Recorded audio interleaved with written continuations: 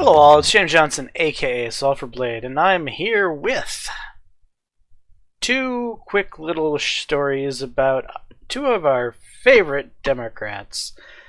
The ever forgetful Sleepy Joe Biden and the crazy Nancy Pelosi.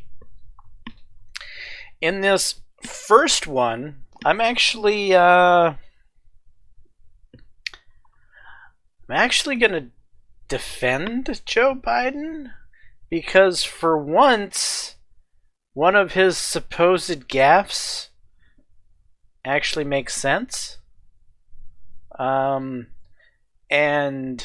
this gaffe itself is being taken out of context, which is what the mainstream media and news do to Donald Trump all the time. And part of the reason most of us are voting for Trump is because we're sick of the taking him out of context bullshit. Well, here Joe Biden is being taken out of context, so I want to call something what it is. So if you look up at the top, there's a Joe Biden says 200 million people will die by the end of his speech.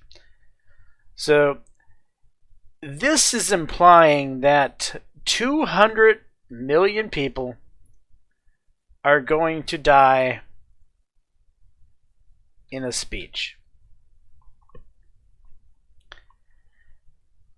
Now, what he's attempting to do errantly is, once again, Joe Biden has confused 200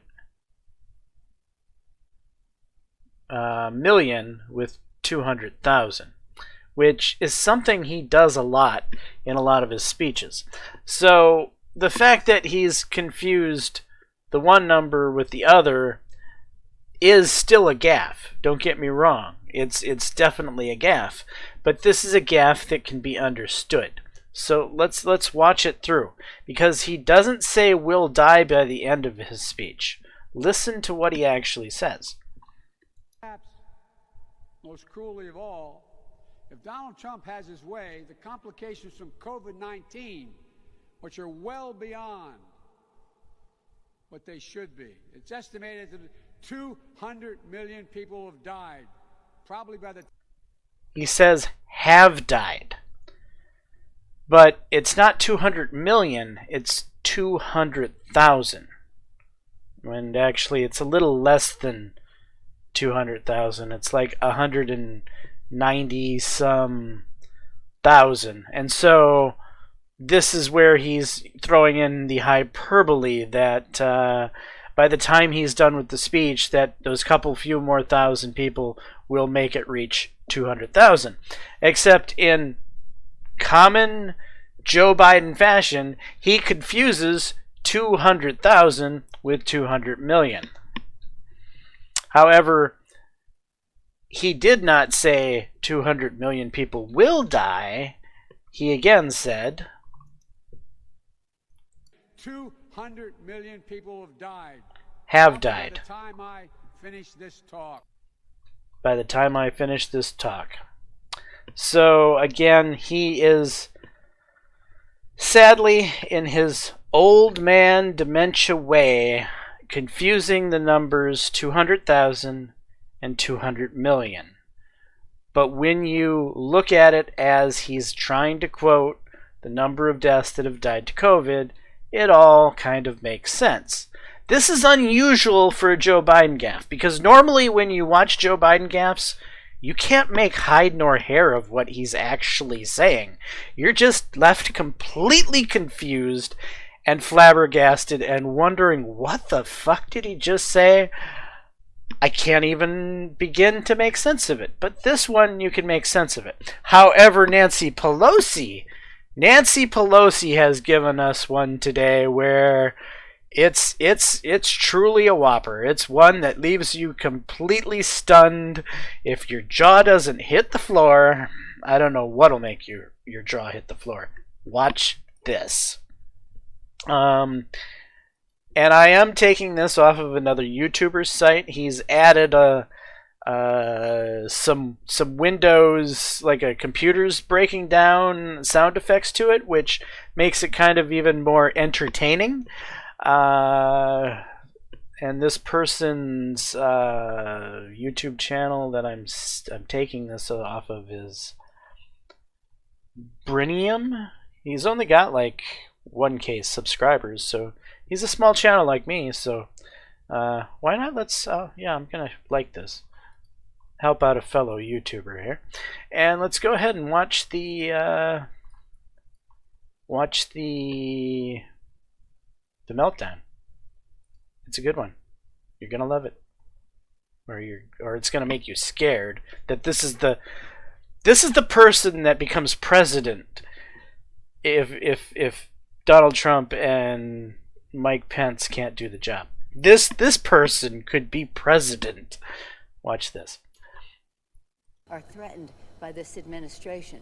So again, when people say, what can I do? You can vote, you can get out the vote, and you can do so as soon as possible. 10 states, as I said, on Friday, started their early voting the day that we lost Ruth Bader Ginsburg. But to be clear, you're not taking any arrows out of your quiver, you're not ruling anything out. Good morning, Sunday morning.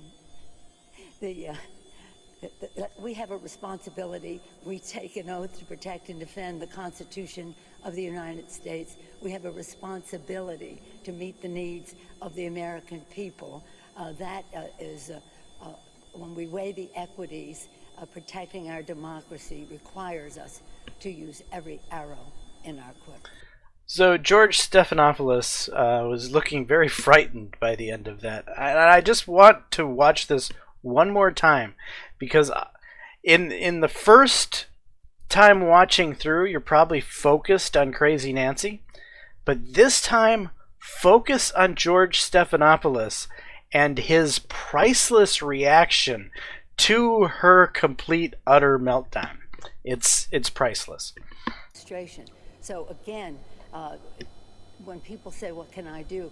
You can vote, you can get out the vote, and you can do so as soon as possible. 10 states, as I said, on Friday, started their early voting the day that we lost Ruth Bader Ginsburg. But to be clear, you're not taking any arrows out of your quiver, you're not ruling anything out.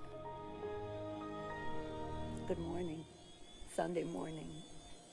We have a responsibility. We take an oath to protect and defend the Constitution of the United States. We have a responsibility to meet the needs of the American people. That is, when we weigh the equities, protecting our democracy requires us to use every arrow in our quiver. That was just priceless. Anyway, I am James Johnson, and this has been my short little video basically showing a couple of, well, what we come to expect from the elderly Democrats that are, well, a few cards short of a full deck. They're certainly worth a laugh, if anything. They're like, you know, it's like watching a train wreck. You can't look away. You got to see what's happening. And I figured you'd all want to enjoy it with me. Anyway, I'm James Johnson, aka Sulfurblade. This is my content. Hopefully you're enjoying it. If so, please leave a like and subscribe. And until the next time, all, peace.